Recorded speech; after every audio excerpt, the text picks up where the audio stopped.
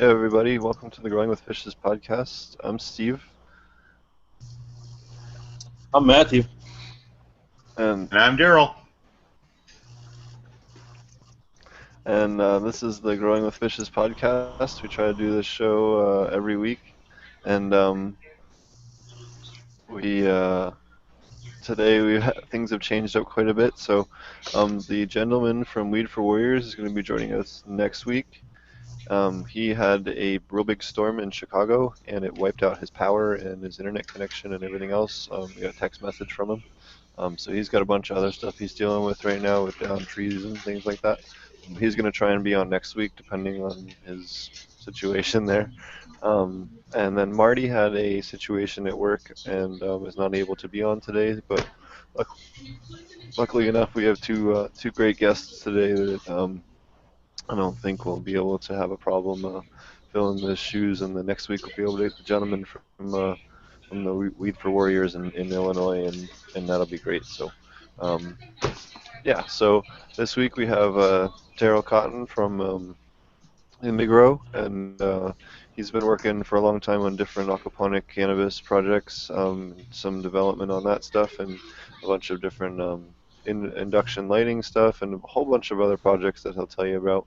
And then we have Dumme here, who not making fun of him. That's like his forum nickname and all that stuff. And he has some pretty different and unique methods of growing cannabis and aquaponics that are much different than anyone else I've seen, especially on YouTube or anywhere else, and some pretty nice results if you've seen the videos and things like that, and definitely been impressed. So happy to finally get him on the show. We've been trying for quite a long time. I think since episode 1 or 2 we tried to get you on the show. So happy to finally get you on. So I'm happy to be here. let's yeah. So it'll be a good show. Daryl, do you want to go ahead and tell us about what you've been doing and what you're up to with your lighting stuff, and talk about your aquaponic cannabis experience and all the rest of that? Absolutely, and thanks for having me, and greetings to everybody that can tune in tonight. My name is Daryl Cotton, and I'm the president of a company here in San Diego called Indigrow. And Indigrow got its start on using a Tesla coil induction lighting system with phosphors that were plant responsive. So we looked at the long life aspects of these induction lamps and said, wouldn't it be nice not to have to do a relamp for 10 years? And that's what we got. We have a 10-year warranty on our lamps. We have a phosphor mix that's plant responsive from propagation all the way through final flower, and we sell these all over the world. They're multiple voltage. They work on 50 to 60 hertz systems. So sold them in Russia, Israel, all over Canada, the North Americas. And it's just nice having been growing with them since 2010 now, myself, and not having any relamps. It's a fundamentally different approach to plant lighting. The only other thing I would say, Shauna, can you turn that TV down? The only other thing I can say is that we're looking at ways to reduce our water consumption as well. One of the nicest things that we brought forth there is the ability to work with people like Steve and other aquaculturists that manage to introduce these technologies and these practices that at first I was highly resistant to. I'm a soils guy and very much into hydro, and have been doing that for actually since the late 70s. But I found out that having worked with some very talented growers in aquaculture, not only is it great for cannabis, but it's a wide-ranging crop types that benefit from this. So now I have the energy savings with our Indigrow induction lighting, and the water savings and organic purity of these crops that we've managed to do, with some modifications, only because there's nutrient requirements often with cannabis, depending on the genetics, that we'll want to introduce to the plants without necessarily getting it involved to the fish. So we have dual zone methods of feeding these plants that are pretty basic, and methods that we kind of dreamed up because we're engineers. Our background is electrical, mechanical engineering, and having worked with Indigrow, the electronics, the controls, the processors, and so on, that's pretty much CAD style work, work that we'll do, and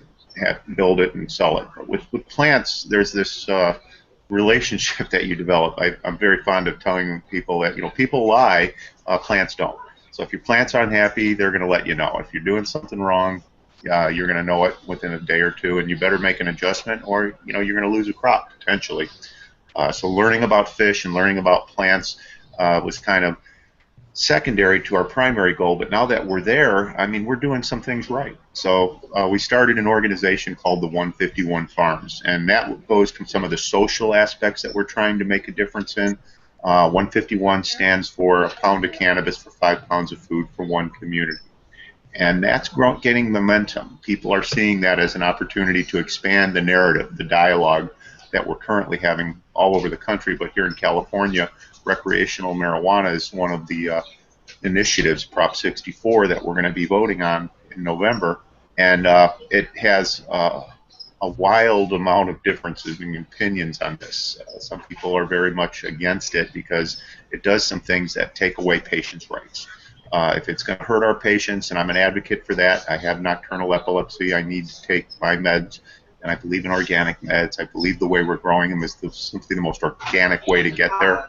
As we get into extractions, we need to be very much responsible engineers, business owners, growers to get that type of product to our patients. And the way these laws are written, I mean, that's going to impact us. So kicking, dragging, and screaming, I find myself more now on a political front on that message to try to help make a difference while we still can. So I hope I haven't gone too long and gone off in too many directions, but No, go for it. That's get into the political.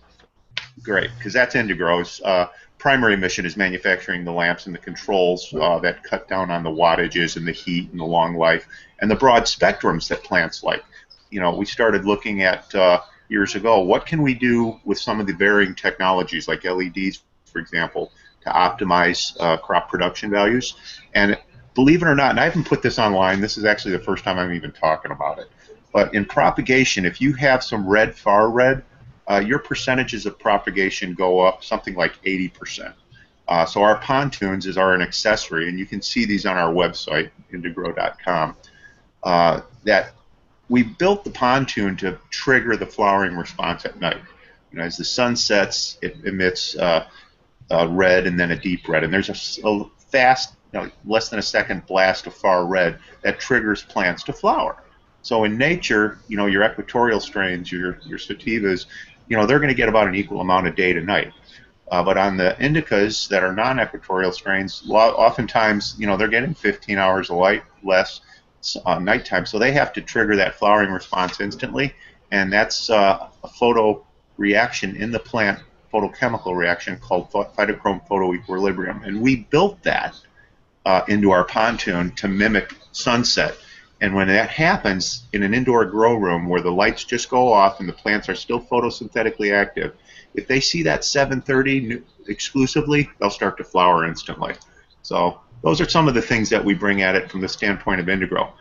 But in the water saving side, I was astonished. I did not think anybody was doing anything with aquaponics for cannabis. And then I met Steve through one of our vendors out in Colorado, that's Sylvia Bernstein and Aquaponics Force, and it's like nobody wanted to talk about growing cannabis, so there wasn't a lot of information out there that went to how well could you grow cannabis with aquaponics. Wouldn't you agree, Steve?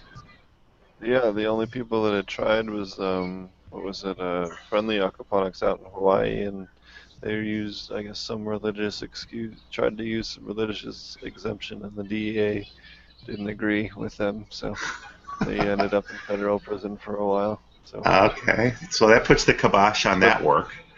yeah, and the other thing is that they only did in rafts the same way you would with lettuce, and they just put them right with their lettuce system. They weren't trying to cater the nutrients in for more heavy feeding plants, and they didn't aim it at dial it in for cannabis. They just kind of put it in with the rest of the plants in their system, and it was like, okay, this just didn't work out, because well, of course it didn't work out because you're trying to feed it a lettuce profile which is way too low compared to what a cannabis plant needs. A cannabis plant's going to use 8 to 10 times as much nutrients per week as a lettuce. It just is a much bigger plant, it's a woodier plant, it grows faster, yada yada yada. It's a bigger plant for one. So Well, I build lights for like Pentair Aquatic Ecosystems. They're a $9 billion a year company. And when I first mentioned to them, our lights are built for them under private label. When I first mentioned to them that I was interested in pursuing cannabis, were they interested? And that was about 3 years ago. They said no. Now they are. And they look at it from the standpoint of what genetics would work on a strictly aquaponic, nutrient-rich fish water. And there are some genetics that do fairly well with that. Matter of fact, the Harlequin yep. tsunami I was growing outdid my hydro grows. And I've done these 151 farms in a lot of areas. They're in urban gardens. So I think most of our listeners are familiar with the term community-supported agriculture, CSA. Our twist on that, it's cannabis-supported agriculture. So if you put these systems in, one, they go in pretty quick. They're soilless. You can have them on asphalt and concrete. You can repurpose inner city properties and buildings. But if you have to move and have to redevelop it, it takes a fraction of the time to take it all down. And assuming that you've got your crops out, it's not a big financial hit.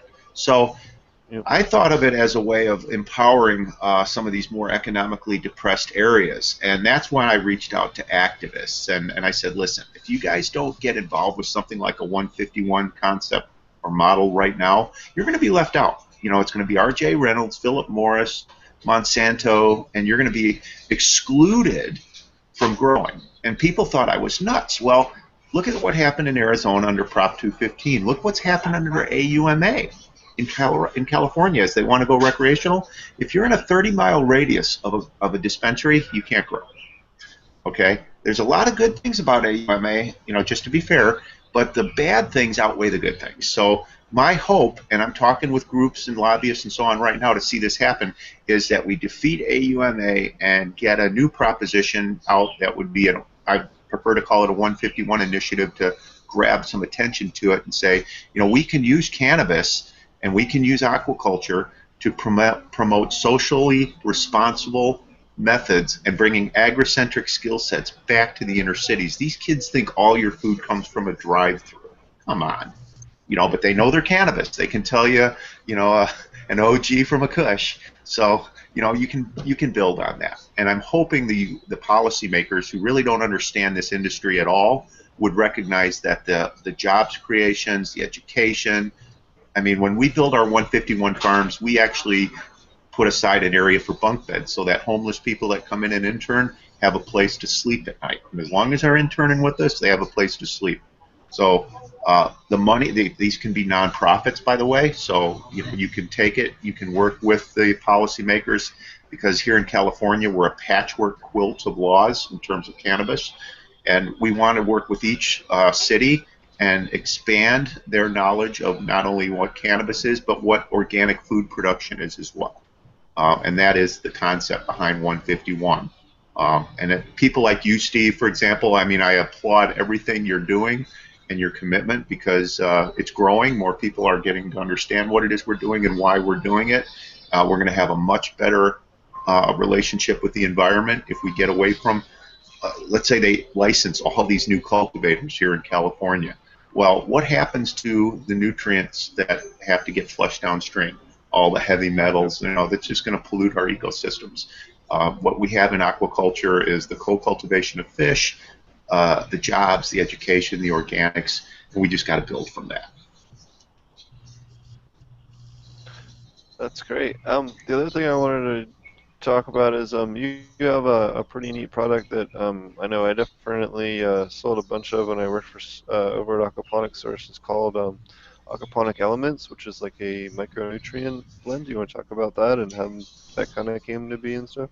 Well, because there's some trace minerals that are absent in fish waste, I'm always looking for ways to build that up within the fish water system and not hurt the fish. So a fish-friendly micronutrients is our Aquaponic Elements line. It's very inexpensive.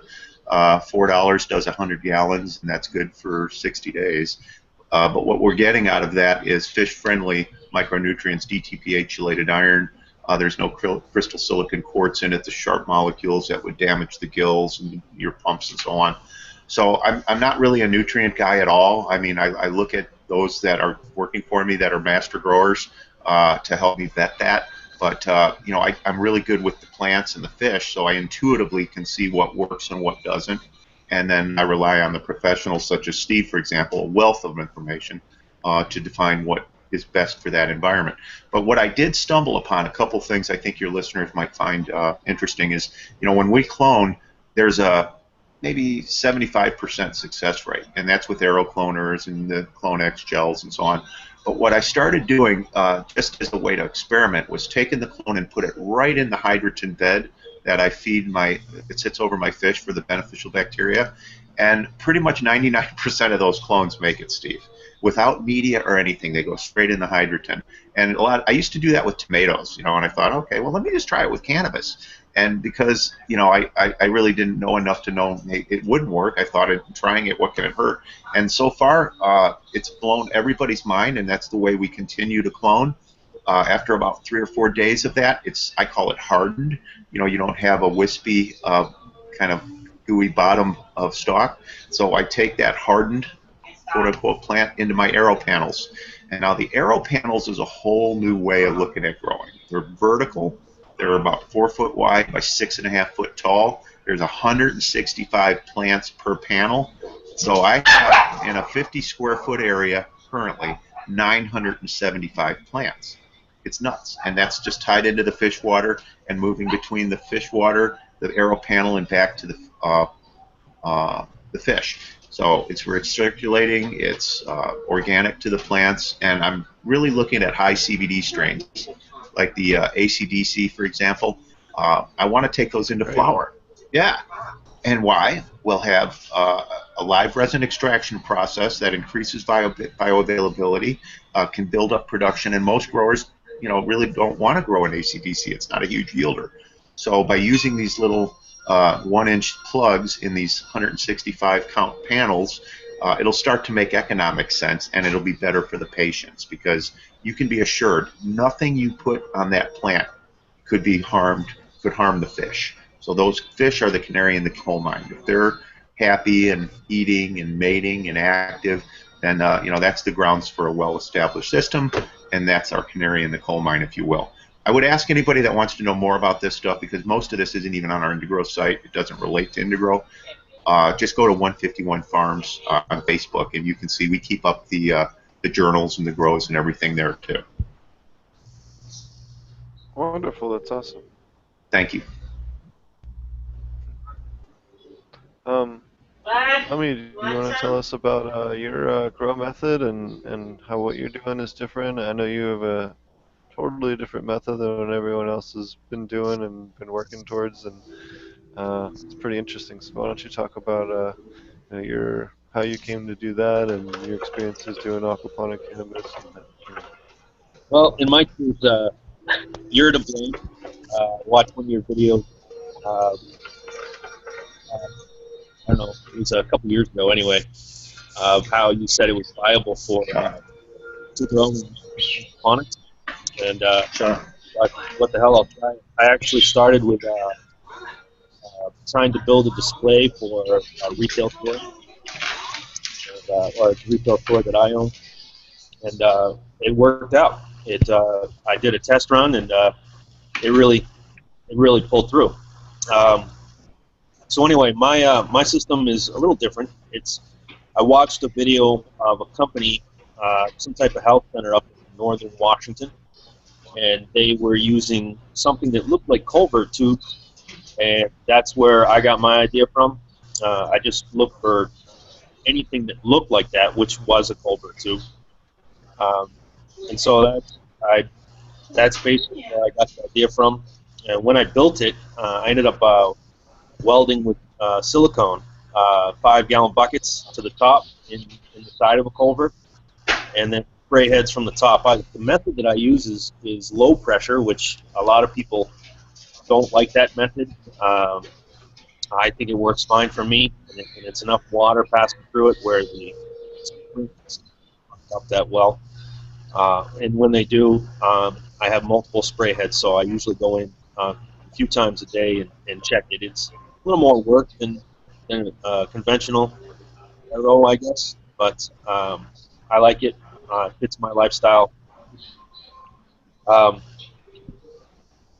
the system is a growing system. It started off smaller. It started off, like I said, as a display for the store, and I ran it multi-floors, and it just became more and more of a pain in the ass to clean. So now I'm using a concrete tank in the basement, which is where my garden is, and IBC totes for filters, which again are upgraded slowly over time. They used to be trash cans. Um, yeah, I mean, it works good for me. My whole system is about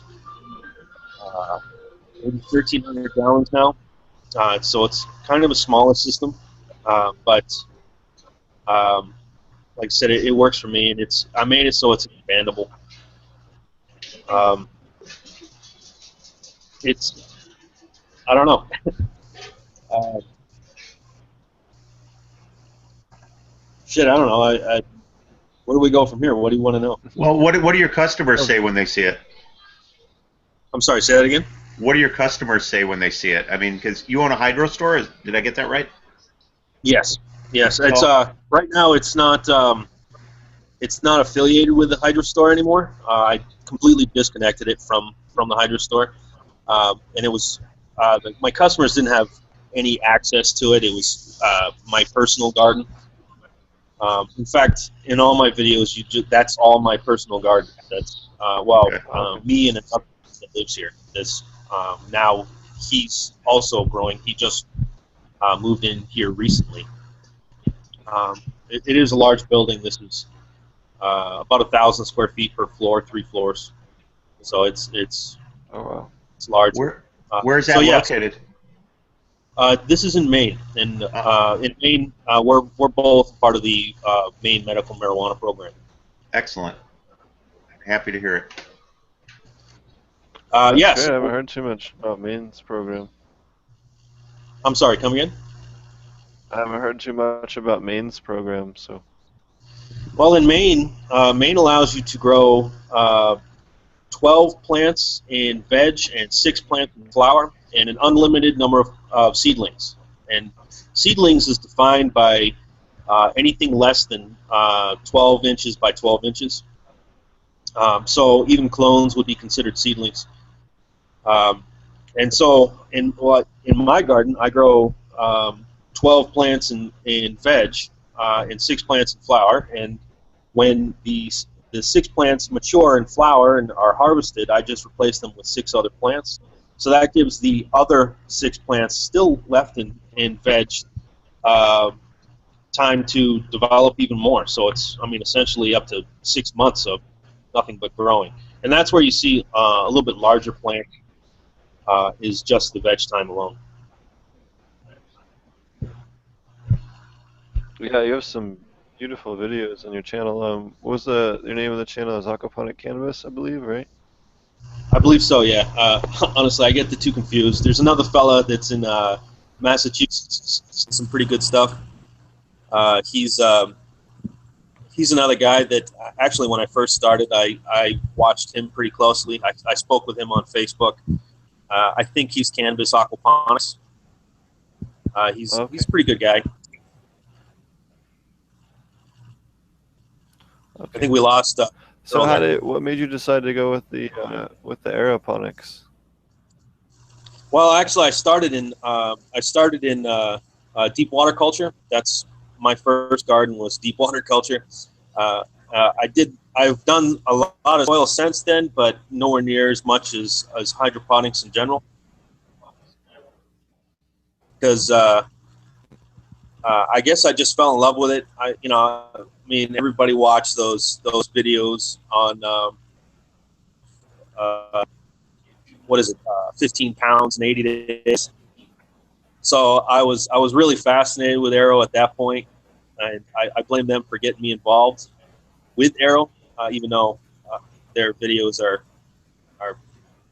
well, you can decide what you want to decide when watching those videos.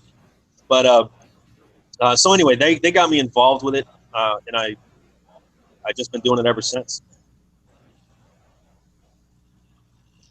That's awesome.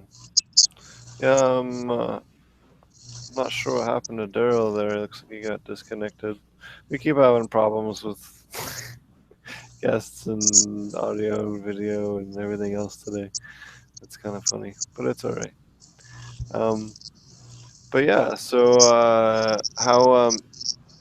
what type of fish are you using, and what temperature do you like to run? What do you like to do for are you supplementing with anything in particular, or anything you found that you really like, or you know anything like that? Yes, I use, well, as far as my fish, I went with probably the worst fish you can do, trout. Very hard to keep. I think they're very hard to keep anyway, just because I have so many fish that I don't know. I just keep I find trout very difficult to keep, and I don't recommend that for anybody. I used to use I used to use goldfish. Goldfish work pretty well. Splunkins specifically, though comets work pretty well too. They grow pretty quickly. But I wanted to eat the fish, so that's why I went with trout. Um, as far as additives, I mean, uh, I don't. I've made teas in the past. Actually, I make teas now, but I'm not. I'm not a huge fan because I like to know exactly what's in the system. That's honestly the only reason. I know they work very well. Uh, I know you're a fan of them. Um, as far as additives, I mostly use well, most of my stuff is organic or non-genetically modified stuff. Uh, I use let's see, rock phosphate or organic rock phosphate, uh, potassium sulfate. Um, I use muriatic acid instead of uh, Phosphoric. phosphoric acid. I found that phosphoric acid brings up my phosphates a little too high, so I started moving away from there. Um, I use FeEDDHA for my iron. My zinc and my copper, I use copper rings. Honestly, I haven't checked it recently. I probably should. Uh, but I think that it's doing its job. I know it's not. I think that it's leaching in enough copper.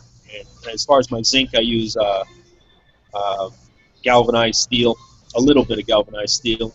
In fact, you can see that in one of my later videos of my IBC um, biofilter. You haven't had any issues with the fish at all with that? Not that I can see. I mean, I've had problems, but especially with trout. But I think it's related to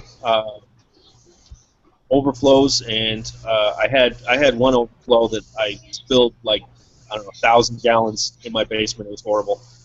Oh no. Some fish from that water. Yikes. Yeah, heavy water change. Um, yeah, Emergency water change. Yeah, not planned. Yeah, surprise water change. and it's horrible. Recently, I had one of my spray heads. That's another issue with aeroponics. Is I had a spray head clog up, and I didn't catch it. It was about 18 hours, and it was with lights on, so it was pretty hot in there. Uh, it didn't. It was a large plant too. It was horrible. I lost it. That that really sucks. What strains have you found worked really well for you? And same question to you, Daryl, because we were talking about that. You brought up certain strains as well being But better than others. What strains have worked well for both of you guys? well, I've used the AK-48 as I guess my favorite strain that I'm growing right now. Green Crack is another one, or Green. Uh, I got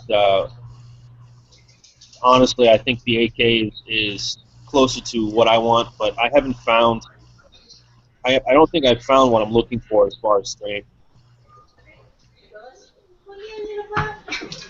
And as far as I'm concerned, What about yeah.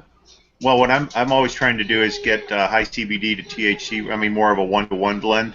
I had very good luck with the Harlequin Tsunami. That ended up being like 15% to 11, and that was ran straight aquaponics. But I've got the green cracks done really well, especially in our aero panels. After I hardened them, like I explained earlier, and I put them in the aero panel, within 2 days, that plant is literally I'm seeing roots at like day 7 or 8, and then after that, they're kind of bending up and heading to the light, and strictly aquaponics. Because the aero panels, I'm not introducing any micronutrients. It's straight fish waste. Unlike our trailer grows that I use 5-gallon buckets and use flood and drain systems, I flood and drain those tables 8 times a day. And I do that only to keep the beneficial bacteria alive in each bucket. We have mycorrhiza, we have worms, and so on. So there's these little ecosystems in each 5-gallon bucket. But that being said, I mean, I can relate to the sprayer head issue in my aeroponics. Every 10 minutes, I run those at 50 psi for like 30 seconds, and you have to watch them because even with a 5-micron filter, you're going to get some solids in there that'll plug them up, and yeah, you can have some serious problems. But with 165 plants per panel, and it's a cubic space that we're measuring here, not a horizontal. So, like if you want to get a license for 5,000 square feet, and that's the maximum you can go, and they're measuring that by a horizontal square footage, you get a big pass if you go cubic. So that's why I'm so interested in exploring this in aeroponics. If we can dial this in, it's going to mean a lot more quality organically grown plants, and not just cannabis. We grow lettuce and basil and all kinds of leafy greens in there. That's why we call it a 151, just so you know.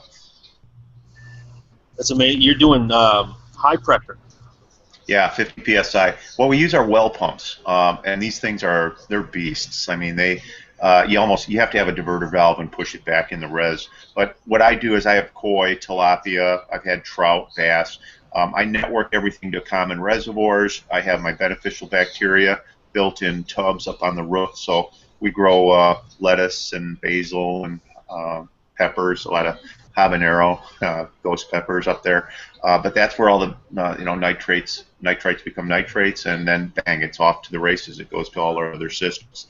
So it's giving people that come through and tour an idea of what, I believe it was the Egyptians that gave us aquaponics, many thousands of years ago, and they were masters at moving water. Why can't we learn from them and do some things that today are in serious demand? And guys like you, Dummy, sorry, but listen, we're just out there pushing the boundaries on what can be done, and cannabis is a great way to, I think, expand the narrative. So the only other thing I would say about 151 is also stands for a pound of fish to 5 gallons of water to 1 square foot of media. People always say, what's the ideal relationship to plant, fish, water, and so on? And that's the other reason we coined it, because we just had something to hang our hat on. What are you guys using for filtration? Nothing. We use pond cleaners that you get from Walmart online for $100. I got the biodigester balls in, but that's just for water purity. And then when we clean those pond filters, we're left with all this, high density fish waste that we top water. So just to backtrack a little bit, with the 5-gallon buckets, we use a coco coir out of Brazil. It's a 1/4% salinity. It's fibrous, 55-60% fiber and 40% pith. When that gets wet, it expands. So when we're wicking, we're bringing the water in these tables. We're letting the plants come to the water. Once a week, I'll top water with my doser, and my doser is a 55-gallon drum that I'll put, the micronutrients in that are necessary for, the small roots that are at the top of the plant anyway. So I don't have to water really heavy to get those into the plant, and it's not so much water that gets down into the fish. So the pH, like say in my doser, might be 5.25, 5.5, but in my fish tanks it's typically 7.5 to 8%, or 7 to 8, 7.8 to 7.5 to 8. So I like to keep those two systems as separate as possible because everybody seems to be happier with that. What type of iron are you using if you're running that high pH? I'm only running the high pH for the fish. The low pH is in that Oh, doser. But the 7, so that's the thing. The plants are still getting that, let's face it. But they're responding pretty well to anything in the 7.5 range. And that aquaponic elements is added as well. DTPH-related iron that's in there, which we source here locally. awesome. And you're not having any kind of lockout issues with pH that high at all or anything? No, we haven't had any. No, it's That's 7.3 to great. 7.5 as memory serves me. And yeah, so far so good. And the only thing is I'm top watering once a week. So that's introducing whatever micronutrients the plants were looking for to begin with. How tall are you growing Sure. plants? That sounds 36 to 48 inches. I've got some. They don't stretch, but if I veg for a couple of months, which I'm inclined to do. The other thing I do is, Steve's seen this, is I got an outdoor 16, I believe it's 16, maybe it's 18-inch deep tub where we put a bell siphon in that. We fill it with hydrogen. I'll take my 1-gallon pots with the top of these buckets is always full of the cocoa, and the bottom inch or two, 3 inches, would be black lava rock. So wherever the water's coming in low on those buckets, it's you're not going to get a root rot or anything. It's using the black lava rock as sort of an aeration media, and after that it wicks up into the cocoa. Well, I've got it down to a system where I just put them in 1-gallon pots. I set it out there in that outdoor tub, and here in San Diego, most of the year we've got enough sun to keep our mommies going, and what we need beyond that, I've got Integro lights, which I use for supplemental lighting in greenhouses, and we currently have it set up for summer grow with light deprivation right now. But that's all those plants get. It's just the bell siphon is ebbing and flowing those 1-gallon pots, and what we'll do is we'll let the roots grow out the bottom of the pots and fill up that hydrogen bed, and those are some of the healthiest mothers I've ever had. So between the way we're cloning and the way we're raising our mothers, I've never seen it before, and it seems to be working really, really well. It's keeping us in the clones that we need to keep those arrow panels up. I mean, that's a lot of clones. that is a lot of clones. Yeah. And it's a little more work, but you know what? Under systems that you develop for this, because we're still learning, we found that the 1-inch iHort plugs work better. It's a mixture of peat and cocoa and mycorrhiza. That once I put my clones in those, pretty much every plant made it. Whereas on the bigger plugs, it seemed to hold too much moisture, and we were having problems. So it's a little R&D going on. Now, are either of you using any microbe products at all? I'm not. I was going to mention that I tends to take a little Looks longer. like you're had a little audio. Do you want to repeat that? Your audio cut out for a minute. Oh, I'm sorry. I was going to say I found that hydroponic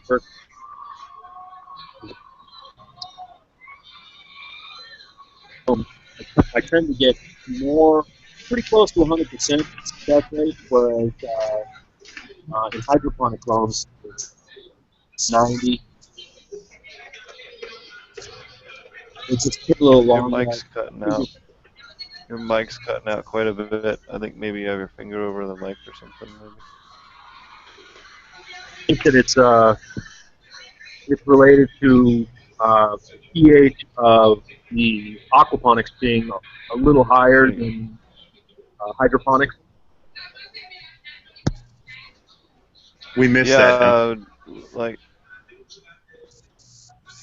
I think I your was going to say the aquaponics tends to be a little longer as far as the being able to pop roots from the clones, as compared to conventional hydroponics, where it's a little quicker. I think it's a pH issue.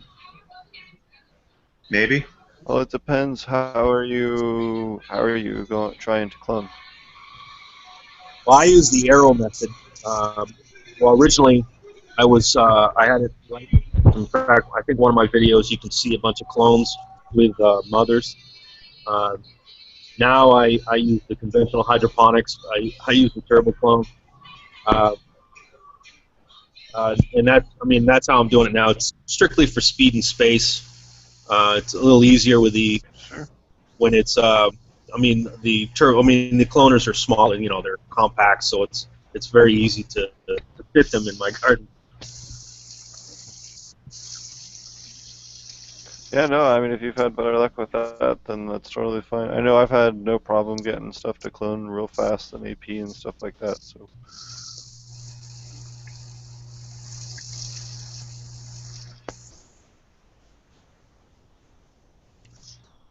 that's definitely been you know, not a huge issue, but it's good, interesting to hear that from you. See here, we have a couple of questions we got this week. Says, I need your opinion. I have a DIY LED, 8 10-watt cob chips, 2 cool white, 2 pure white, 4 medium white. I'm going to make another DIY LED. I'm curious if you'd go specific red or blue versus broad spectrum. With LEDs, it gets real tricky, because each diode is very dialed into a specific nanometer. So you really have to, sit down, write down all the nanometers that you have, look at the intensity of what you got at the time, and then kind of balance it around that. There's also the way you lay them out also plays a big factor. So there's all kinds of really handy web calculators and stuff for all this stuff, and that really would be a better way for me to direct you than to try and build your own. So um, I mean, building your own is definitely great. I have actually a fixture I built myself, and it works really well. But I would definitely aim, for something like that. That's kind of more of a complex question, and would really depend on the individual diode, what type of diode, if they're Crees, what type of Crees, and it gets kind of complicated. So that really would be your better bet as far as what to do about that. So I would say look up one of those or look up who you're getting them from. I know rapidled.com does a bunch of good stuff as far as that kind of things if you're looking to go that route. The next question is when would you choose? Then would you choose a 505 red light strip? Those work really well. Or actually, I have no idea if that works well, but I do know that the Indigo has those really cool red light pontoons that work very well. I haven't actually dealt much with the add-on ones aside from the ones that they have because I had access to a bunch of them, but they do work well. I would not go with the 3-watt chips. I would go with the 5-watt chips whenever possible. Also, there's the 800-watt cob chips. I haven't grown with those, so I've always done individual 5-watt diodes with all the lights I built. Is it cost effective to try the UV spectrum? Yes, but I don't know as far as the layout. Again, use one of the websites that has a real good calculator for all that stuff, and it'll help you a lot more than L2. That's a very, very technical question regarding that stuff. Should I just do CFL grow light? No, you should not just do CFL grow light. It just depends what your budget is. For the amount of money that you're looking at in diodes, you're looking at a decent, lower end induction, entry level induction, one of the smaller ones. I know they have a bunch of real reasonable priced ones on Indigo, or you have a bunch of different cheaper options as well. For the price that you're looking at for investing in something like this is going to be better off. Just for the amount of, unless you're super super techy and already doing a ton of soldering and a bunch of other stuff on a regular basis, I wouldn't recommend it to begin with. Unless you're really, really savvy with all that. It gets a little bit tricky if you don't dial in your milliamps and your amperage is right and your voltage is right. You fry everything and you just blew up a whole bunch of money and it gets tricky. I don't know. I built a bunch for saltwater aquariums and stuff, and I I don't do it anymore. It's easier and less headache for me just to buy fixtures. So that would be my advice on that one. Well, I'd like to add Um, to that, sure. Steve. You're not gonna eat? Sure. Can you hear me okay? Go ahead. Um, what I've found is that there's a lot of companies that will be like a Chinese manufactured LED panel, and they'll claim that a 300-watt panel will replace a 1,000-watt HID, and that's just not the case. So if a grower is to buy that, thinking he's saving all this wattage and then is disappointed with his end results, that's not a good thing for LEDs. I'm trying to get manufacturers to Yep. be a little more transparent in the responsible, practical realities of what a lower wattage fixture can do, because there's a direct correlation to the amount of power light consumes to what your return is in yield. Absolutely. I would say the only advantage I found with those is that if you do happen to burn out one diode, it's nice to be able to pop one or two off, but it gets a pain in the butt because you gotta then solder the thing back in line and then glue it on after because you can't do it with it on the heat sink, or you can weld it to the heat sink and ground the whole thing, and it gets really tricky unless you're used to dealing with a bunch of soldering and all that kind of crap. So Which is unless that's something that that's you're really, really up your alley, I would push you away from it. Exactly, I could agree, and that's why I look at what Tesla gave us over 100 years ago, and we're able to do a very broad spectrum for a lot less power. But will it replace a 1,000-watt DE HPS? No, absolutely not. But if you want a broad spectrum, if you want to change your style of grow to sea of green or scrog, if you are using our pontoons to trigger those photochemical responses from phytochrome, then you can get your gram per watt. That's not unusual for what our lights do. Yeah, that's great. Yeah, no, we had we had one of the indigo induction lights in the showroom. That was what I did all my monster pepper display plants under, and a whole bunch of other great stuff. I had a chance to take one home and use it for my veg room for a bit, and that really kicked ass. So, They really do. really liked it. I didn't get a chance to use it in the flower room. I had another light I was testing out for that at the time.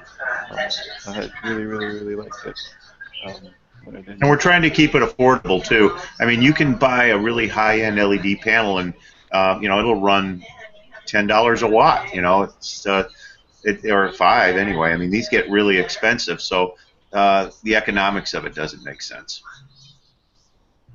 Yep. And if anyone's curious about his induction lights, it's indigro.com, INDA hyphen GRO.com. He's got some stuff on there about Tesla, a little bit of history stuff. He's got his different lights on there. He's got some pictures of different grapes and a bunch of other different things on there. When you get a chance to check it out. If you're looking to learn more about induction lights, they aren't top lights, especially for aquaponics systems. They are great for just, peppers, tomatoes, just your general garden stuff, man. They are killer. And they're not just for growing cannabis. So, they're Think great about for it. everything else. And you don't have to replace the bulbs. Yeah, 10 years under warranty. Yep. For a lamp. I mean, that's hard to beat. So we don't have a very close relationship with most hydro stores because they like to sell lights where there's relamp opportunities. And as a business, I don't blame you. But as a grower, I really like having a stable spectrum, grow after grow after grow, enough wattage to do the job from a vegetative through flowering response. But I'm seeing some of the narrower spectrums, like the HPSs, for example. Plants did not evolve under narrow spectrum. So if I want a broad phenotype expression, I've got to get to a broad spectrum. So what do we got companies like Gavita doing? They're issuing plasma lights. So for every other maybe 2 DEs to 1 plasma, you can get the broad spectrum. I'm a fan of broad spectrum, but man, that plasma is expensive. What we do with phosphors is effortless. It really does a broad spectrum effortlessly, and from there we play with the diodes to trigger specific photochemical responses. That's really great. It has been. I mean, it's one of the. It's actually off our website under resources. There's a little thing on greenhouse lighting.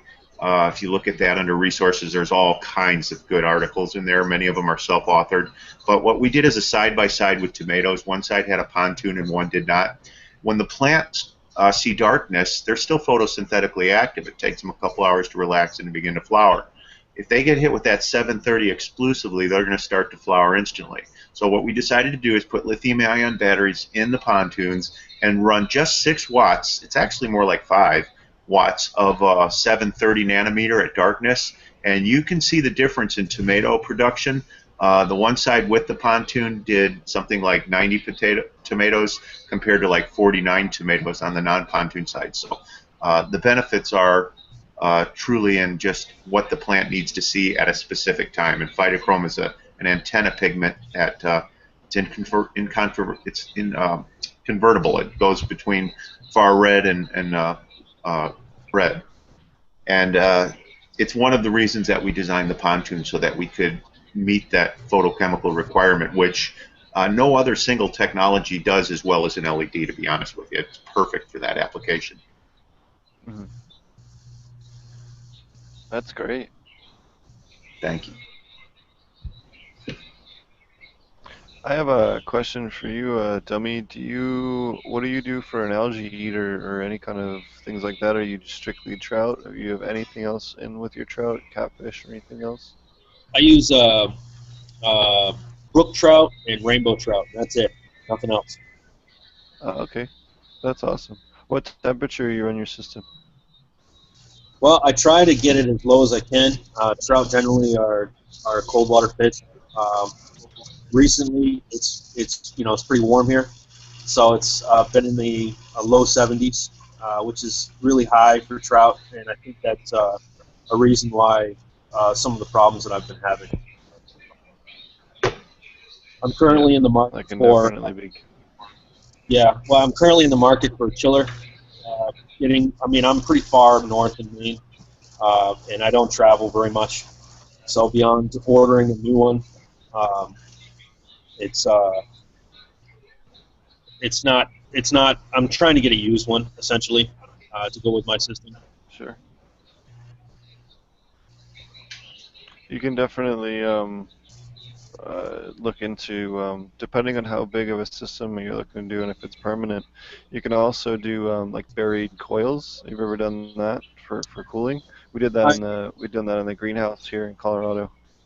I did. I've done a DIY version of refrigerator. I think you can actually see that in one of my videos too.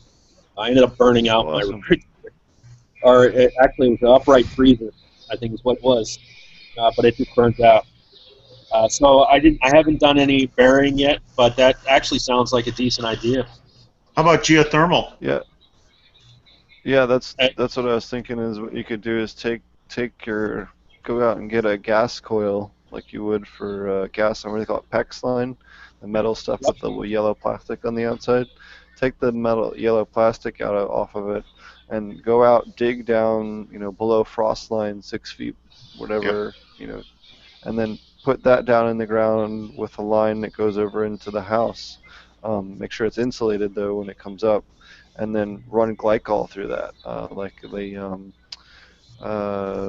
RV line for potable to keep stuff from breaking and for flushing lines, the potable antifreeze. It's just plant-based glycol. Yeah. Or you can get the plant-based glycol for making tinctures. That works really well as well. And then run that as a heat exchanger, and then that'll at least wick the heat off. And in Maine, I gotta imagine the ground's gotta be 55, 57, 54, something like that underground. So. Well, I'm new to the state too, so I don't know actually. I know it's very very humid and very hot here, and I want to move more north. The only problem with that is the next property over is Canada. Okay. So you're running out of north. That's fine. Just go to Quebec. Quebec's not bad, man. I used to party, and there's all kinds of wonderful people and women and festivals and everything else you could ever want in Montreal and Quebec. So Well, I went up to Canada gets when cold. I first moved here, and they ended up searching my car, and they found They like to do that. yeah, they found residue in my trash can.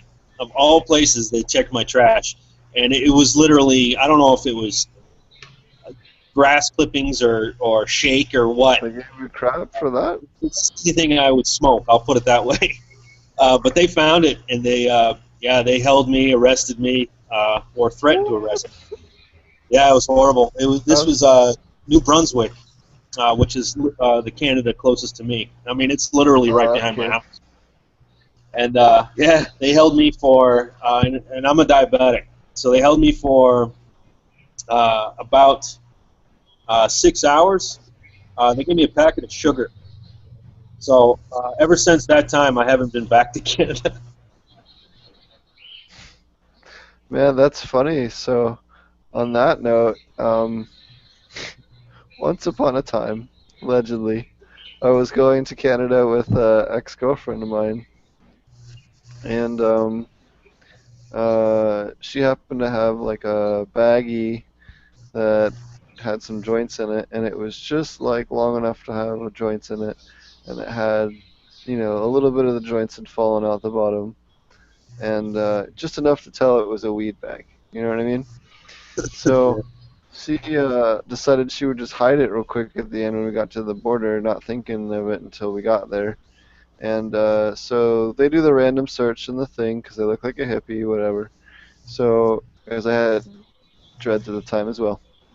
And they take us aside over to the border, and they start searching through the car. They find it, and this lady in French goes, "This is a baggie of weed. Get up against the wall," in French.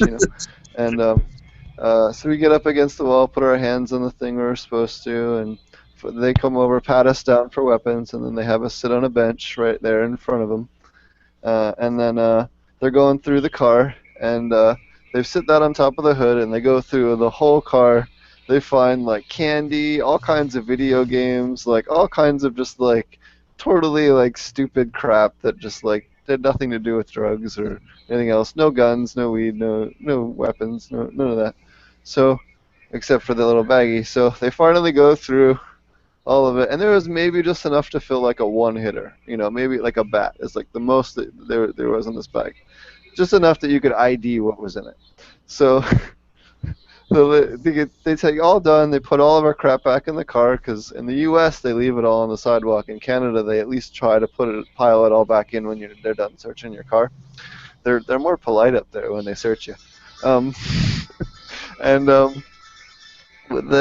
never forget this. The Canadian lady takes the bag, comes over, and she goes, "No, sir, make sure you smoke all of this before you come back in the States because they get really mad on that side of the border." Man, if I had ever like shit a brick, man, I was laughing and I didn't know what to do, but I was thankful that we didn't get in more trouble. Wow. But I'll never forget that. We had another interesting, since we're on the topic of border stuff, same border crossing, which was going up to Montreal. Um, we hit the border once, and my engine started smoking right when I hit the border. So they're like, "This guy's smuggling shit in his engine. Like, we got this guy easy." So they immediately pull me over into the search thing, and the guy pulls over, and because it's an old no, or at the time I was driving an old Nova, so I don't know. I actually sold it just recently. Pulled the front of the Nova open, in the front of the hood. The hood release lifted it up and immediately got splashed with hot burning oil. Here I got cracked in my hot pressure oil switch, and the car was like urinating hot oil.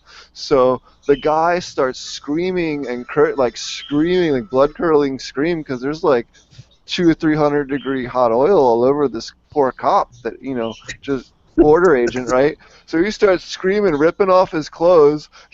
All the other border guards hear border agent screaming bloody murder. All these dudes come out like guns drawn, like ready to like shoot the crap out of us. I'm standing there just like, what? I didn't do nothing. I didn't do nothing. Like, just don't, please don't kill me. Like, so they took us, detained us until they figured out what was going on, and then once they did that, they called a tow truck, and I apologized to the guy that got burned bad, but I didn't do nothing to the poor guy.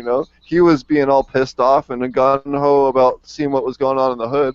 He could have, if he did it with less in a hurry, it wouldn't have happened. But that was scary because they all came out thinking one of their guys got injured or shot or stabbed, or they went full emergency mode for a minute. How long So that ago was was this? scary. How long ago did this happen? Both of those were in between 2005 and 2012, sometime in there. Because since 911, I mean, I've noticed that the police are a lot faster to react. Yeah. A lot more aggressive, and justifiably so, actually. Yeah. But yeah, it was in that time frame. So we used to go up to Montreal a lot, and every once in a blue moon we'd have some kind of fun interaction with the guys up at the border guard. The Canadians are always great. The Americans go through, just slam on your car with a mag light looking for crap, and they're rude. But the Canadians at least are polite about it. Like, they'll still search you and all the rest of the crap, but at least they're nice about it. No charges though, huh? No, I never had charges in Canada. Never had any problems. I didn't harm nobody, and neither did they have enough to arrest me in Canada. They got to get you on 0.2 grams at least at the time, anyway. So they didn't have enough to arrest me the first time, so there was no problem. In Montreal, especially in Quebec, like, they don't care. Like, as long as you're not smoking your children, you're not being a jackass. Like, I've had cops ask me for rolling papers at 3 a.m. in Montreal. Parking ticket cop rolling parking tickets. Well, Right we on. were rolling a joint in a little park on Saint Denis, and we're rolling a joint there in Montreal, and the parking ticket cop came up and asked us for rolling papers because he's got wet. I tell you, I think the cops are pretty curious. When I was raided, we had a drug abatement response Oh team. yeah, talk about that. Tell us about that. I Well, meant to bring that up and tell us about your experience, if you're allowed to, or if oh you yeah, feel, I mean, if it's here's the thing. I had a dispensary. It was set up with a tenant who claimed he was going to go ahead and do everything properly and get the licensing and so on. And I own the property, so I'm like, okay, that's fine. And I rented a certain part of it. He ran a very, very successful dispensary.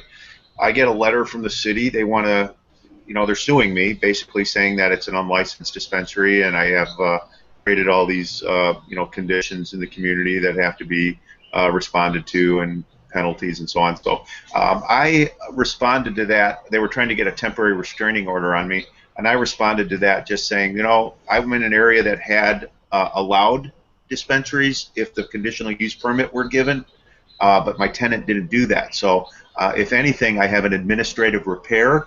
It doesn't rise to the level of a civil, not conviction, but a penalty. I'm fine. And they disagreed naturally. So we go in front of the judge, and I tell the judge, they rezoned me. They just up until January 13th, this was in a recognized legal zone.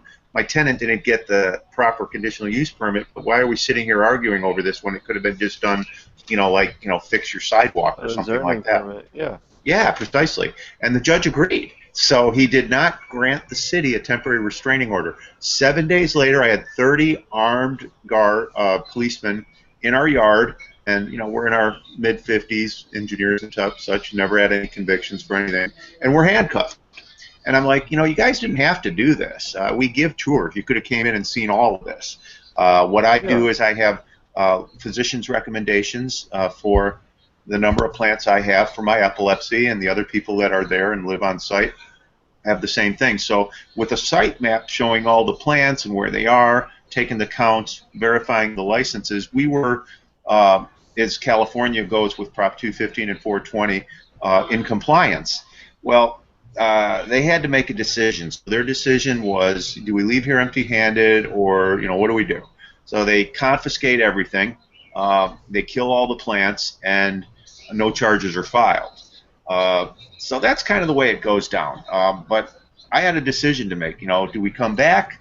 You know, and I believe strongly in what we're doing, and I didn't feel our work was done here. So I re-engineered things after, you know, the raid to just be more productive. So it gave me a chance to look back at everything and decide, you know, how to install these systems more productively. And here, as I talk to you today, I couldn't be happier with the results we're seeing. They're absolutely amazing. If you go to 151 Farmers, you'll see our trailer garden. I think we call it fish-grown meds and greens. But that plant production in there at day 16 is, as you would note when you see it, it's pretty damn good. So this wasn't too long ago then? 4 months to be exact. And it's depressing, man. You don't really know if you even want to continue to fight the fight. But, you know, I really feel that these guys are bullies. I feel like I have some actionable issues with the way they did this rezoning sort of under the table. And I've got attorneys looking at it. And if we wanted to do a cross-complaint, you know, there's damages associated with them having done that. And it's clear why they did it. They did it because they didn't want the dispensary. I tell people when they come in our yard, I'm willing to show you what we do and how we do it. I want you to leave your biases at the gate. And if you are willing to do that, then you'll come out of here with, you know, more than you came in with. And pretty much everybody that comes through there comes out with that attitude. It's like, why aren't we doing more of this? So I feel like we have to. We have to do more of this. We have to empower our inner cities and farm to fork these things, and aquaculture is a wonderful way to do that, and cannabis is a great vehicle to help that. That's one good thing. Great means to pay. I guess that's one good thing about Maine being part of the medical marijuana program is I believe 7 days they have to keep the plants, and any damages to the plants they're responsible for. So in a small community like mine, with the police department as they are, good luck trying to keep my AP plants alive. Yeah, I want to see them set up an aeroponic, aquaponic. Like, that's just not gonna happen. Can you imagine, like, them running to home? Yeah, that'd be great. Like a comedy show, like the cops running to home and trying to buy everything they need, and then they're sitting there trying to disassemble it all quick so they don't have to pay for the rest of the crap. Man, that'd be hysterical. That'd You be know a what it's fun all about, cartoon. though? It's about the money. It's asset forfeiture. So they're like, yeah. you can't even get your stuff back, because if you do, they're going to report you to the DEA. And the DEA looks at these sites up to 500 plants, and it's like they don't have any incentive to go after those. You know, the thousands and thousands of plants, you know, they get their name in the paper, and it's the fight, the war on drugs and all that. But, you know, there's too many 10th Amendment issues right now. And I look at, here's another little thing. If you're up in an area where you're given a license to grow or be a dispensary, then whoever's giving you that license is also aiding and abetting you. All right, so if I'm going to be taken down federally, then everybody that green-lighted that should be shoulder to shoulder with me fighting the 10th Amendment issues. And you know what? They're not doing it. Yep. They're just as guilty. They sucked out my investment, and they're taking my tax money. Well, Maine's medical marijuana problem is so shady or gray areas right now that it's actually kind of difficult to understand. And that's by design, wouldn't you say? Oh, yeah. Yeah. It's subjective. I would. Well, Yeah, I hope. Go ahead, sorry. The biggest issue, aside from the asset forfeiture, which they need to do something about that federally, because, I mean, you have some states, like, I know Utah's real bad. What is it? New Mexico is pretty bad. Texas is real bad. Arizona is pretty bad, where they'll just take everything you have and kick you out, and you've not been convicted of anything. No charge. Yeah. Yeah, you could have done nothing wrong. So people Be a thought I little was grandma crazy. with, like, you know. Yeah, no, it happens all the time. Well, people It's a think. big problem in the United States right now. Well, I think people think you're crazy when you invite sheriffs in, detectives in, to see that you're one of the qualified grows that can grow for these licensed dispensaries.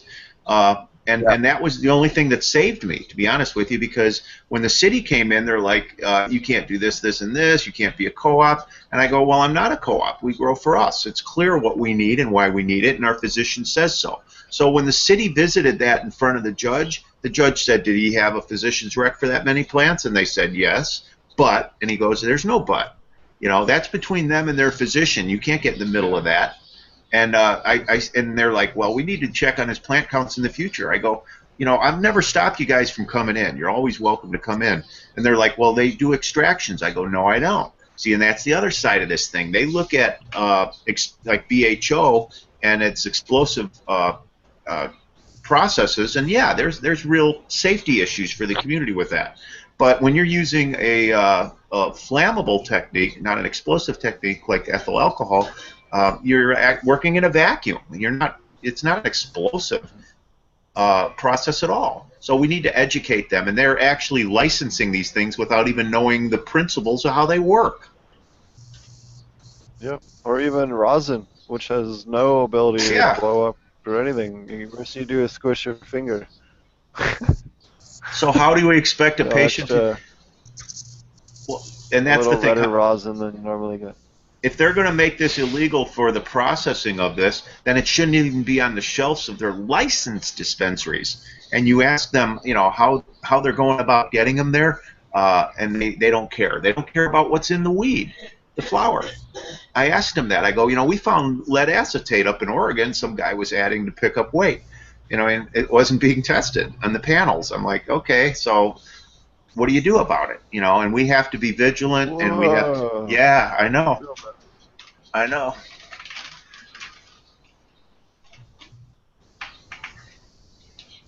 That's crazy. That's the worst I think I've heard so far.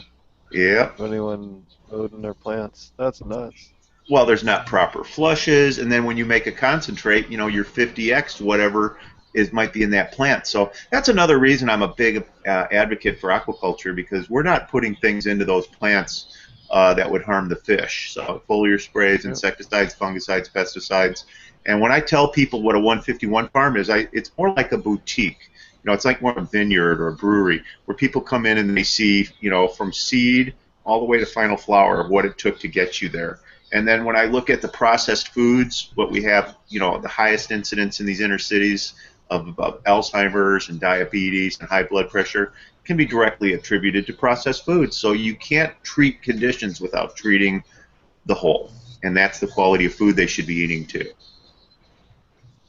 So how do you guys, or do you flush with your aquaponic cannabis, or how do you guys handle that?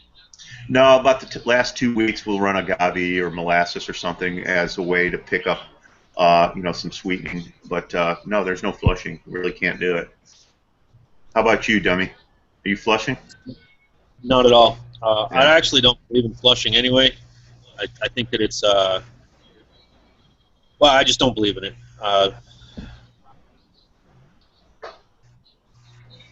Well, I mean, I've looked. Want to go a little more into that, I guess. Yeah, because I mean that goes against what we've been trained and what's left in the plant when the patient gets it. Well, that's I sent Steve a message the other day talking about a dynamic accumulator. Yeah. Let me find that. Was it on Facebook or on email? Facebook, yeah.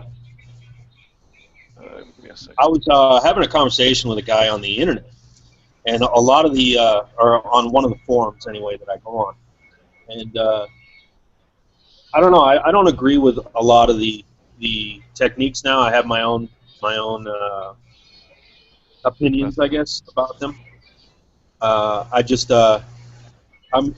This dynamic accumulators is a fairly new term. Well, new term for me anyway. I was always under the impression that the plant takes exactly what it wants to take. Everything else stays essentially free-floating in chelated form within the cells. Anyway, from what I understand, dynamic accumulators accumulate specifically potassium and silica within the new growth of cannabis specifically, and that's fairly new for me. New information. I'm having a hard time finding a lot of information on it. In fact, that information alone was all I got. I didn't get. It's very difficult to find, for me anyway, any information of how that happens. I mean, within the plant. Oh, I see how it works. So yeah, um, so a good example of doing something like this would be uh, if you guys have ever grown or seen purslane. Purslane is a really common kind of weed. You'll see it growing in cracks. It is a kind of a pink stem with little green leaves. It's kind of rubbery. Um, I don't know. You'll pick it out of your sidewalk and stuff. If you plant that next to your cannabis plants or tomato plants, pepper plants, and soil, man, that thing will send roots down 5, 6, 8, 10 feet down, straight down. It is a super, super, super deep root zone, and it'll allow those other roots. It has a very symbiotic friendly mycorrhizae that grows with it, and it's real good for pairing up with other bigger plants and trying to get their roots to get down deeper than they normally would be, or through especially tougher soils and things like that when you're doing landscaping and things like that, or and even outdoor if you're doing in soil and things. So am I right that this is a detoxifier plant as a companion plant? Purslane, yeah, purslane's great. It doesn't strip too much nutrient. It's not going to steal a whole lot from your plant, and it's a good vegetable. You can eat it. You know. Hmm. They do it in Jamaica. They use it as a ground cover to keep the other crap away, and the insects like to eat it over the cannabis. So it's a good companion plant. In fact, on that note, the other great one for that is watercress in aquaponic systems, because of how well it grows in AP. You can throw that on at the lower level if you're doing dual root zone stuff, and it's great because aphids, mites, all that kind of stuff much prefer it, and it grows super super easy. It's easy to cultivate, and you can just feed it to your fish if you want to. Fish love it, so it's just a good way to draw everything away and help hold moisture in that lower root zone as well. Excellent. Good to know. Well, going back to flushing and why Yep. I don't do it. Uh, well, like in anything in nature. Well, okay. Let's as far as the cell structure of the plant, there's from my understanding, two types of cells that deal with withholding well, sugars, nutrients, whatever, inside the plant. One is the source cell within the leaf itself, and working by osmosis, it pushing through the phloem comes up to what's called a sink cell, which only tends to be in the new growth of the plant or accumulates in the new growth of the plant. And I don't. I have very little information. I mean, I'm wrong all the time, you know. But I have very little information on how the plant specifically holds raw nutrients within it. As far as I know, chelated form, in xylem, it would flow freely.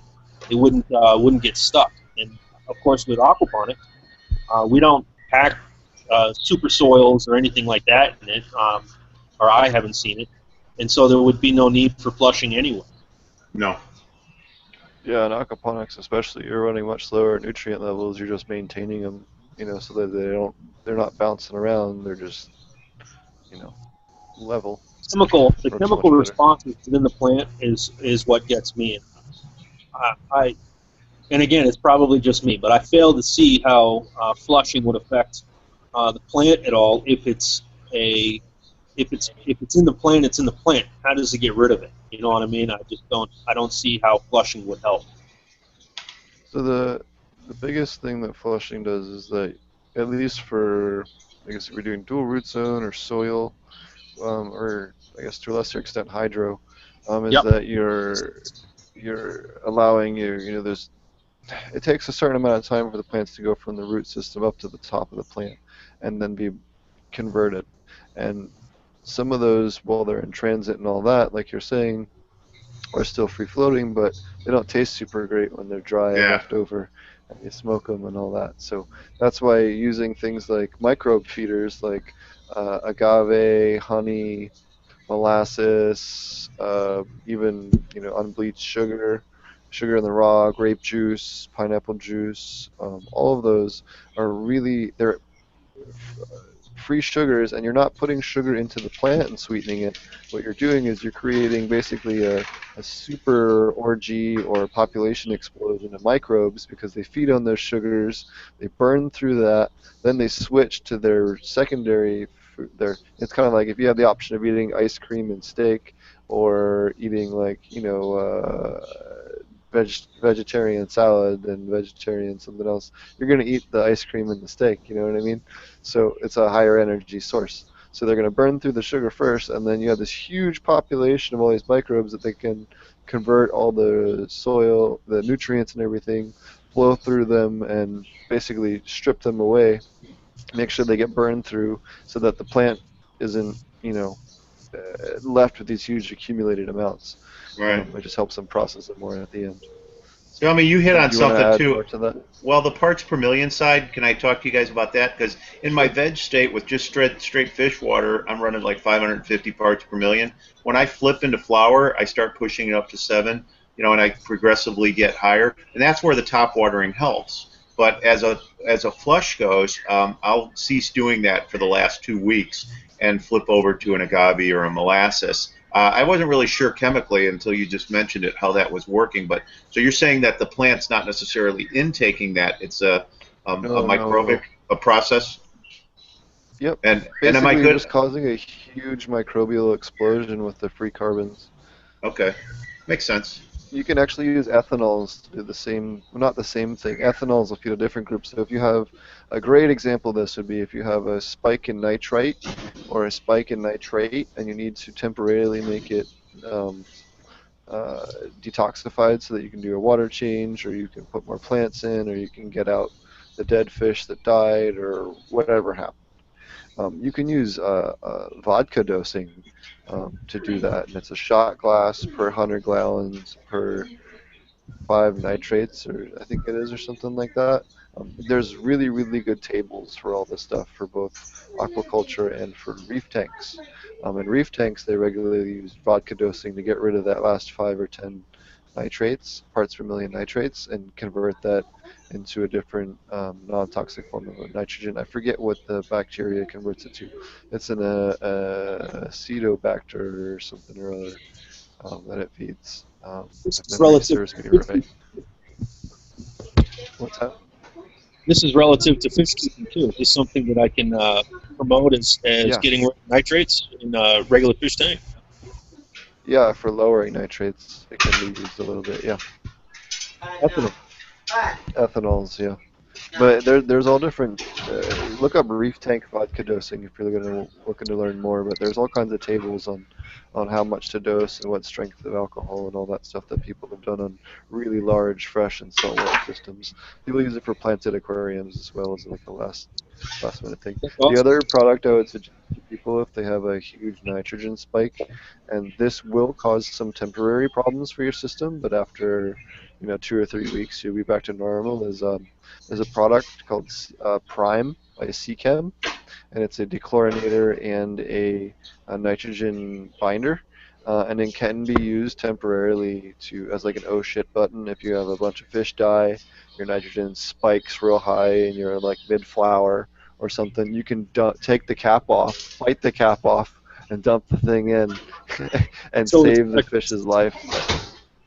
And it'll temporarily give you at least enough time to do a water change or otherwise address the source of the nitrogen and keep everything temporarily alive. That thing has saved me thousands and thousands and thousands of dollars in What fish. have you Different attributed the nitrogen customers. spikes to? Um, Different things, people's pumps going down, a dead fish clogging a drain, any number of temperature fluctuation killing off the nitrogen bacteria and the fish surviving. Um, all different types of things. I think I told this story on the show before, but we had a dentist office I was working on. They had a nitrogen leak. They had, their nitrous oxide tank was leaking into their fish tank system and gassing all the fish. So Oh you no. never know what could be causing these weird nitrogen spikes. So it depends on who you're dealing with as a customer and all that stuff. Wow. Well, it keeps it interesting, doesn't it? Oh yeah, yeah. Especially when I used to do the pet trade. In fact, maybe not this episode, but another episode we'll talk about. Well, maybe since we're doing police interactions, we had a.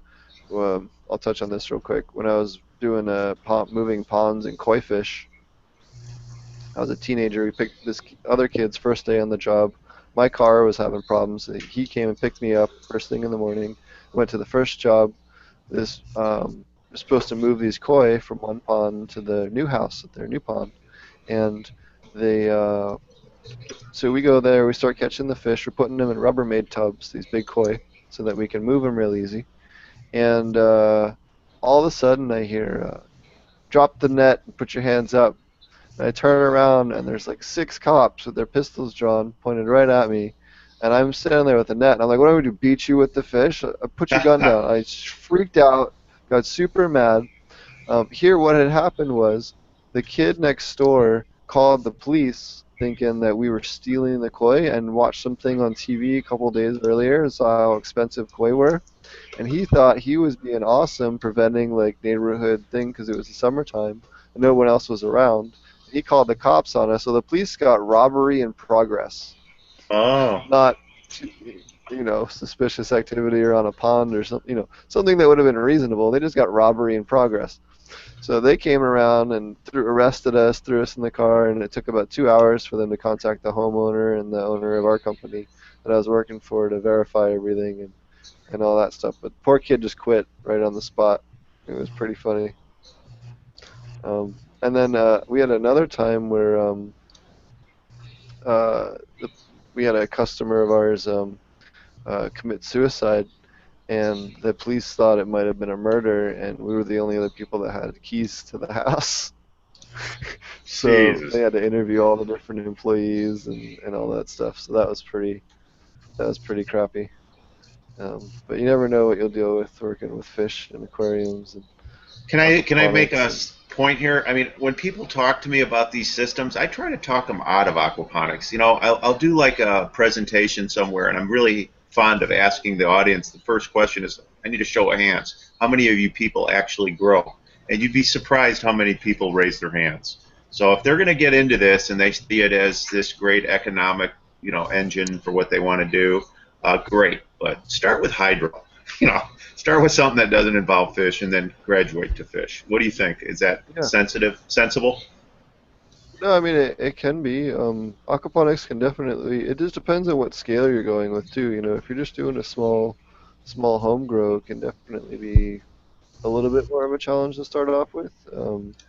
Starting off with hydro is definitely a good option because you can set the equipment up the exact same way and Right. just maybe disconnect the tank and just run the sump and the grow beds and not have to deal with quite as much. But we definitely have had quite a few people on the show and have been writing the show that have been starting up their gardens just straight AP for the first time and have definitely having some good success. So just I guess Well, it would depend on your scale. If you're that's why I doing like to. commercial, absolutely. Yeah, and We that's have why. I can't tell you how many commercial people we had working for the aquaponics stores to call us and be like, "Oh yeah, I have like 1 to 8 greenhouses, commercial size, 90 foot, and I'm having this problem, and I have no. Oh, what? I have to supplement iron?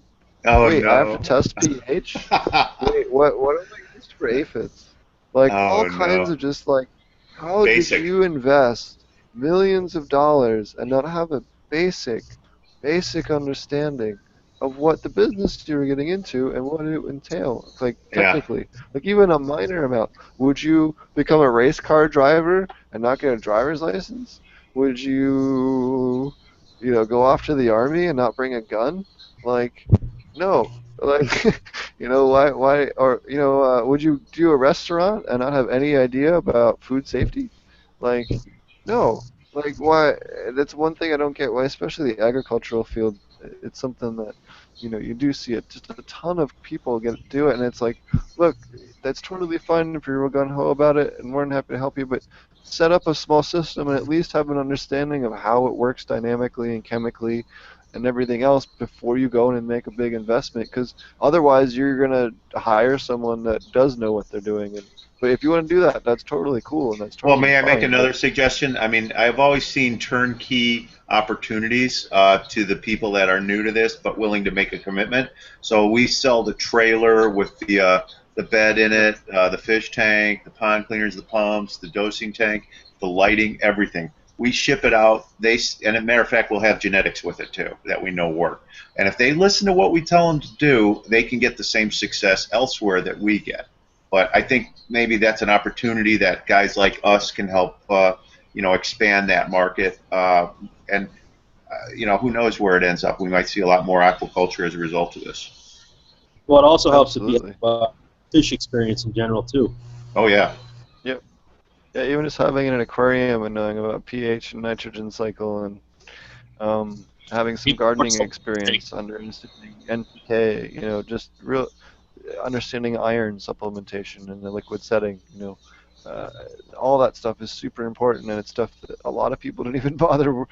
I, I could over a dozen people that I can think of in my couple of years there called and were just like, "Hey, I have a commercial system and no idea how to run it." And it was just like, how did you get to that point?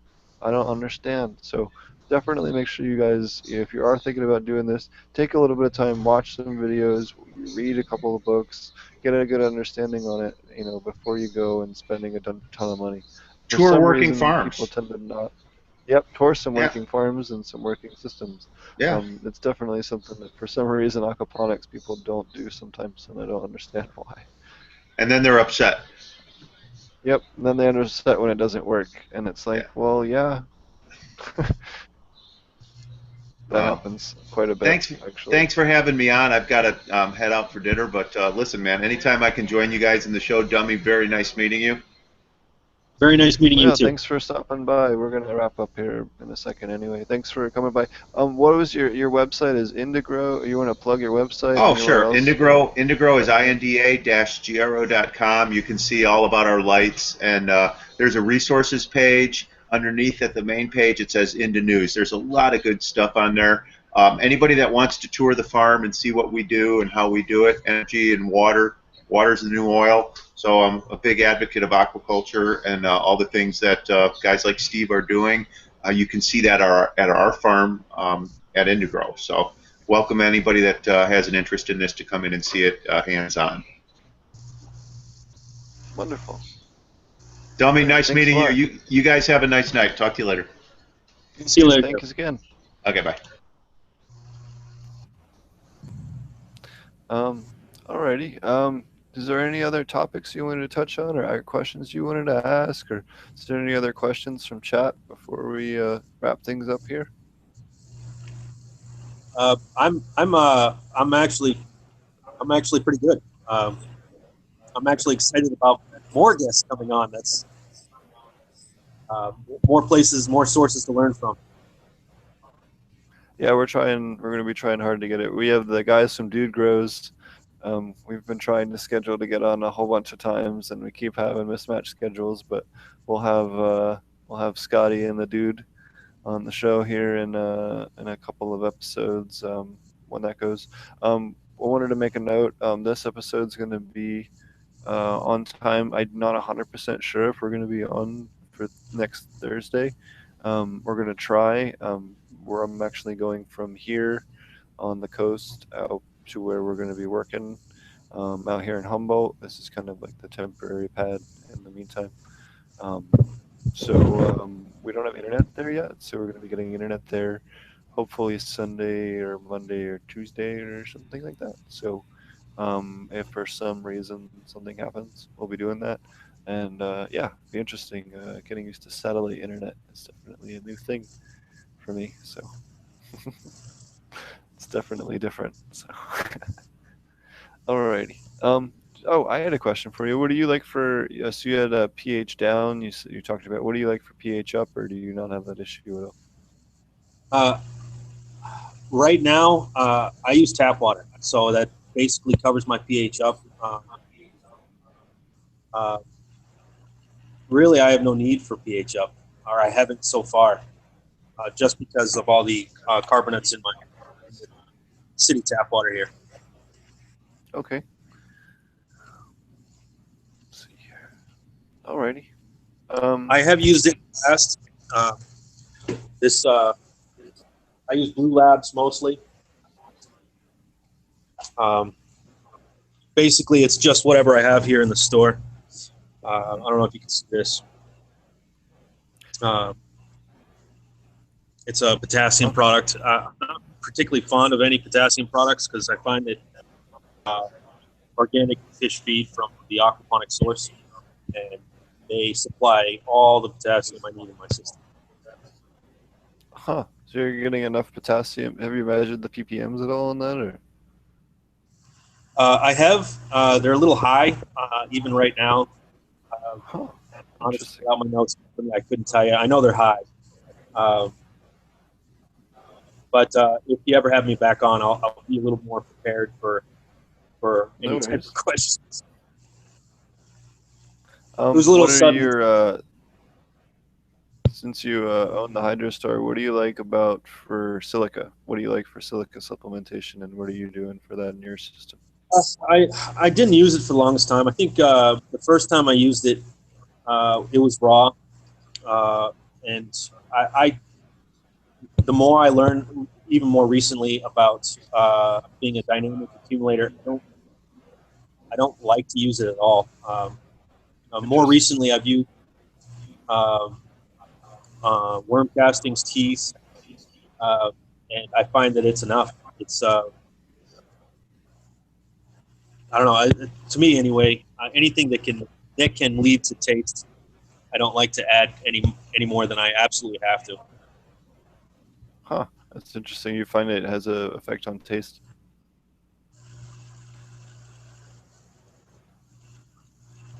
You said you have it. You find it has an effect on taste. Oh no, I haven't. I haven't noticed anything as far as taste. Again, I like to say that I'm not uh, a supporter of any type of flushing, uh, Sure. but I've always, since the beginning, I've always had the idea that you want to feed the plant as little as possible. Uh, Mhm. just basically give it what it needs. And I've never been in the business of trying to get huge yields. I mean,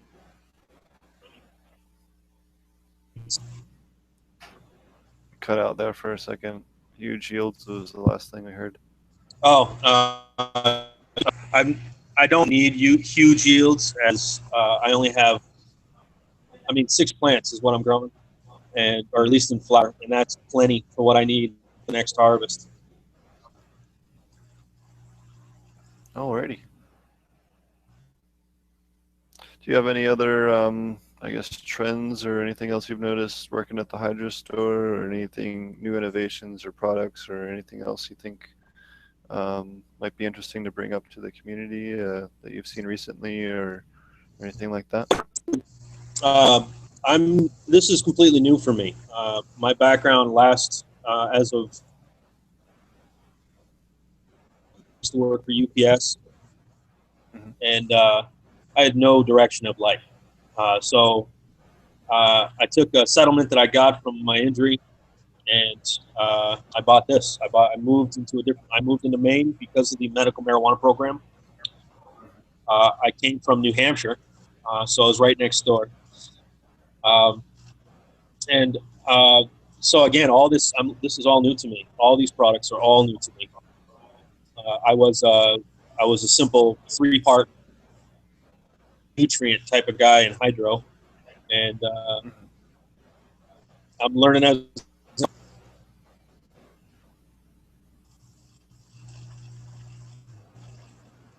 Well, it's great to see your methods and how they're, I think it's really cool what you're doing and how it's different than everyone else's. And I really, really appreciate you taking the time to come on the show today. I know we've been trying for quite a while, and I do appreciate you coming on. And we'll get you back on again in the future. I do appreciate it. What's the name of your shop so people up in Maine can come check you out, and how can people find you? I put a link to your YouTube in the comments for both Daryl's site and for your YouTube channel. If people have questions, if you want to send me a link to your store, I'll put a link in there too if you'd like. Okay. One thing I will mention is with most manufacturers of hydroponics, aquaponics, even soil grows. Well, with me anyway, they had me sign a contract saying I wouldn't advertise my prices any less than Sure. 10% of their suggested manufacturers, which kind of is a bummer because I'm not doing this to make money. Honestly, I'm doing it to learn, for self-learning, to promote the industry. Really, I'm an advocate of cannabis, obviously. So since I don't necessarily need the money. Generally speaking, my store will price match selective online retailers. Is where I get it anyway. So that kind of goes around the advertising aspects. I mean, basically, you can Google my prices. Whatever the cheapest you can find is what I am in that moment. So that includes Mhm. sales prices. That's awesome. And what's the name of your shop and where can people find it? That sounds great. It's in Van Buren, Maine, and it's called Van Buren Hydroponics. It's probably the furthest northeast town in the United States. So I wasn't kidding about being neighbors with Canada. So you would say that your shop is the farthest more northernmost hydroponic store in the lower 48. That is correct. Awesome. You should definitely use that for your advertising and stuff. All right, man. I Well, that's appreciate awesome, man. Thanks for joining us. Your YouTube channel is hold on, I saved it in here.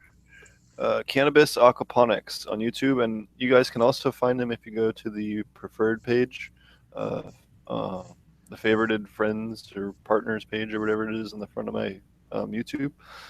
You can find my website on potentponics.com. You can email me at potentponics if you have a question, and potentponics on Twitter. And thanks for listening, and shout out to dudegrows.com for hosting us over there, and Key to Life for giving us stuff to give out on a regular basis. And I think that's about it. Unless you got anything else, boss.